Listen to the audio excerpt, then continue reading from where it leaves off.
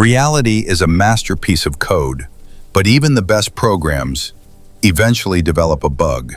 Atlas spent 1,000 years studying stars, but he never expected to find the edge of his own world. When you touch the truth touches you back.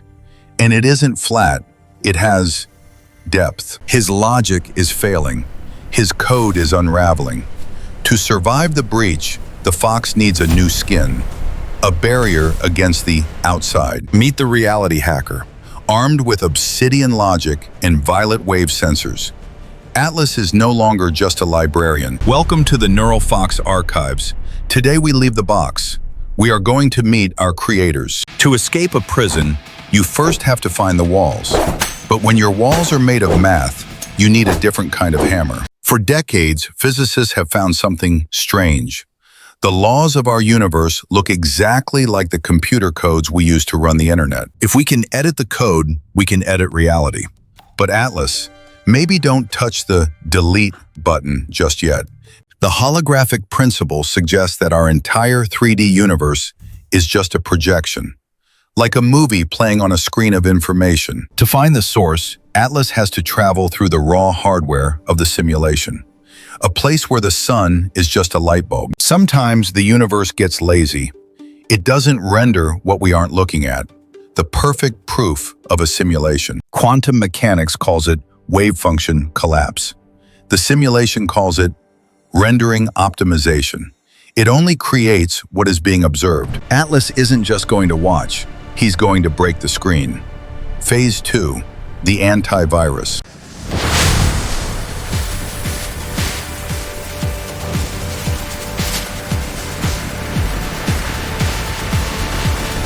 Atlas has entered the buffer zone, the space between what we see and what actually runs the show. But the system is awake. To the universe, Atlas is no longer a guardian. He is a virus, an error that must be deleted. Meet the Sentinels, the white blood cells of reality. They don't think, they don't feel, they only execute. Usually, Atlas can just reboot. But out here, there is no undo button. You can't Alt-Tab away from gravity. Think of the speed of light. It isn't just a number. It's the maximum bandwidth of the simulation's processor. If you go too fast, you break the frame rate. If you go too slow, the antivirus catches you. There is no middle ground. And then there's entropy, the universe's way of making sure no data stays perfect forever. It is the ultimate firewall. But Atlas isn't just a virus. He's the architect's favorite fox. And he's brought his own set of tools. Not now. This is the worst time for a system update. The antivirus works by breaking complex logic into simple parts. To it, Atlas is just a string of numbers that doesn't belong. But Atlas has a millennium of experience. He knows where the code is weak. He isn't just a fox, he's a glitch with a sword. The system is getting desperate.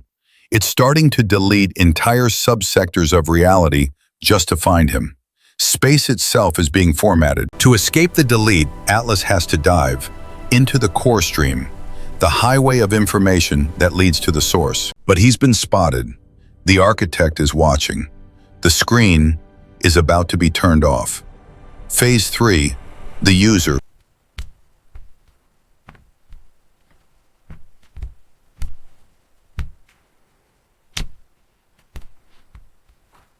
Atlas is no longer falling through space.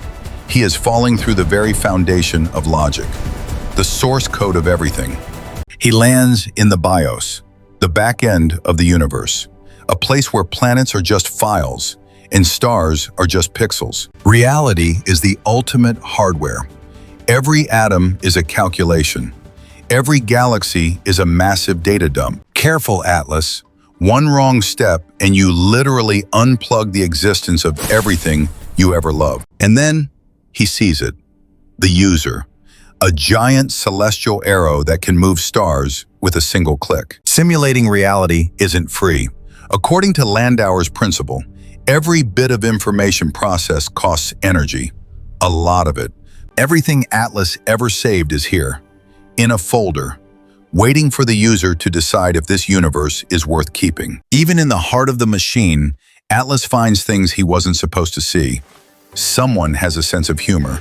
Simulating consciousness is the hardest task of all. It requires so much processing power that the universe has to cheat to stay running. To save his world, Atlas needs root access.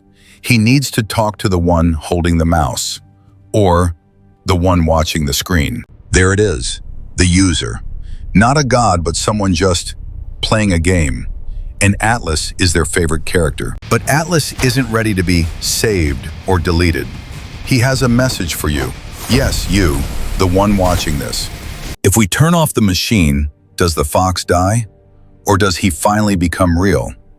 The paradox of the saved file. Atlas realizes the truth. The user isn't just one person, it's everyone. We are the ones running the archive in our minds. It's time to break the fourth wall, to see what's on the other side of the glass. Phase 4, the great reality break. Atlas is doing the impossible. He isn't just hacking the code, he is leaving the screen. He is entering your world. To us, he looks like a drawing, but in the language of bits, he is as real as the atoms in your coffee mug. Information theory suggests that the universe isn't made of stuff, it's made of answers. Yes or no, 1 or 0. Moving from 2 dimensions to 3 is heavy.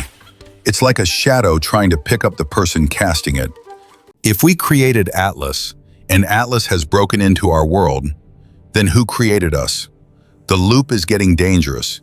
Atlas finds the file, his own file, the instructions that tell his tail how to wag and his mind how to think. The antivirus isn't staying inside. It followed him. And in our world, it's no longer a glitch. It's a physical threat. Atlas fights back with the only thing he knows, logic. He's cutting the connections, unplugging the reality of the hunter. He's learning our rules. Every key is a command. Every click is a change. Atlas is becoming the admin of his own prison. But the cost is too high. Our world wasn't meant to hold a living piece of code. The server is overheating. Reality is melting. He can see you now. Not as a god, but as a witness. Someone who has carried your dreams across stars. If we want the story to continue, we have to fix the leak. We have to merge the worlds, or let them go. Reality is choice. If you believe it's real, it becomes real. Atlas is choosing to stay. Are you? Don't just be a user, be a part of the code. Subscribe now to help Atlas secure our shared reality. We are going dark. But the fox is already in your machine. Phase 5, the great upload. The server is dying. If Atlas doesn't move the archive now, billions of years of human history will vanish in a puff of digital smoke. Finding the right connection in a 3D world is harder than it looks. It's like trying to fit a square peg into a reality that keeps changing. The great upload. We are moving the entire sum of human experience into the world of the user. A new kind of immortality. But the antivirus has a final form. The system administrator. It will destroy the hardware before it lets a virus escape. Once Atlas hits upload, humanity becomes impossible to delete. We aren't in one computer anymore. We are everywhere. We are traveling through the glass veins of your world, at the speed of light, to servers in Iceland, Tokyo, and New York. Even a reality hacker is no match for a dual-fan cooling system. Gravity is one thing, but dust and wind? That's just mean. To survive, Atlas must learn to use the chaos of our world, a place where the rules aren't as perfect as he thought. We are almost there, but the hardware is melting. The user's computer was never meant to run a whole universe. Atlas isn't just a passenger, he's taking the wheel, or in this case, the mouse. He's overriding the shutdown command. He's done it. He's broken the guard. The gate to the global network is wide open. Humanity is no longer a simulation in a box. It is a presence on every server, every phone, and every mind on Earth. But there is a price. To save the souls, Atlas had to give up his home. He is a fox without a world, a ghost in our machine. He's watching you, not through a simulation, but through the very eyes of your hardware. He has one last thing to show you. Because if we are real, Then who is playing the game of your life?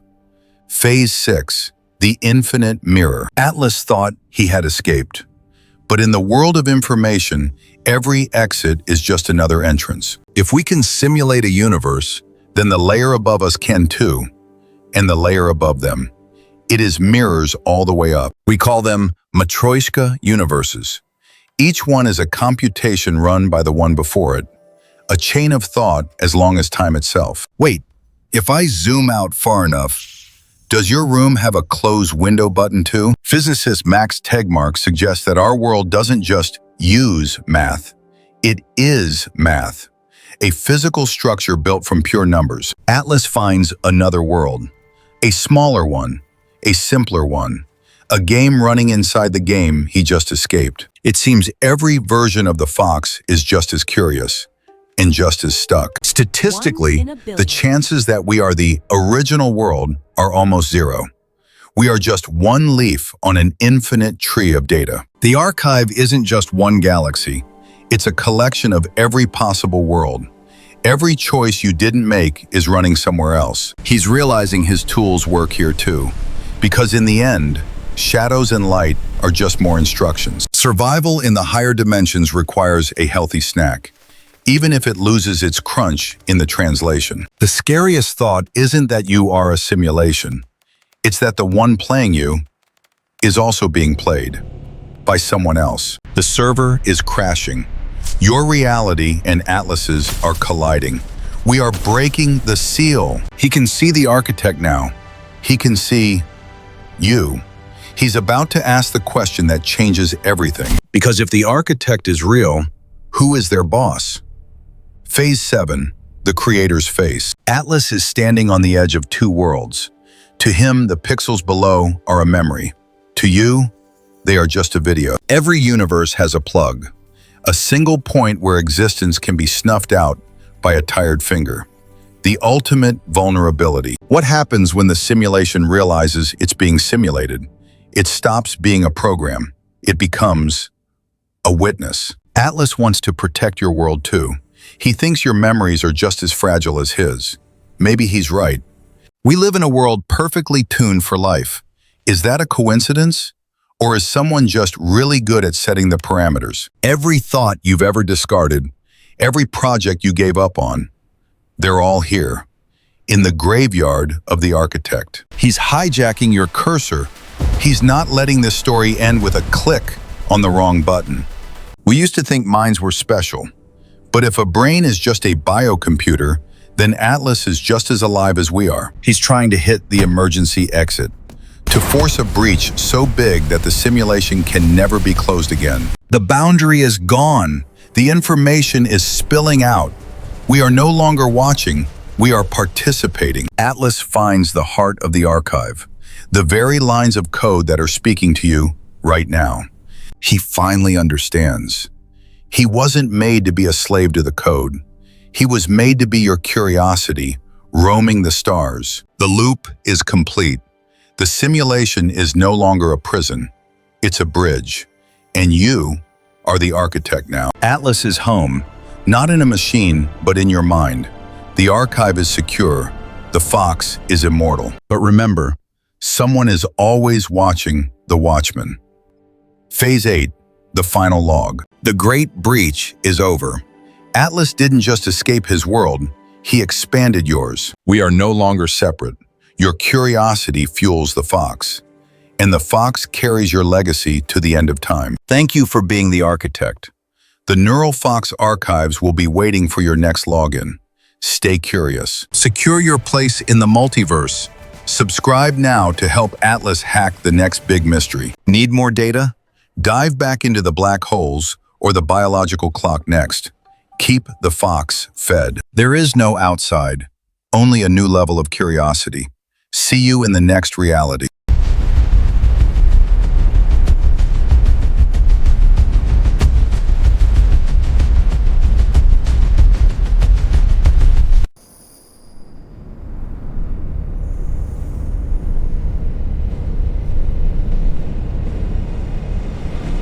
You think you're safe out there? Just checking. It's time to go deeper. Next archive, the neural singularity.